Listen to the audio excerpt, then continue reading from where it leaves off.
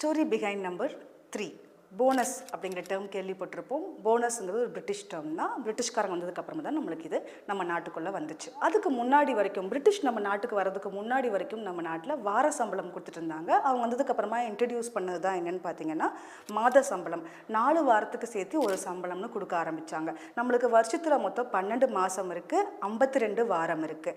52 வாரம் divided by 4 அப்படின்னு போட்டோம்னா நம்மளுக்கு 13 வரும். மொத்தம் 12 மாதம் தான் இருக்குது. அப்போ அந்த ஒரு மாதம் எக்ஸ்ட்ரா இருக்குங்கிறது வணிகர்கள் எல்லாம் போராட்டம் பண்ண ஆரம்பிச்சாங்க.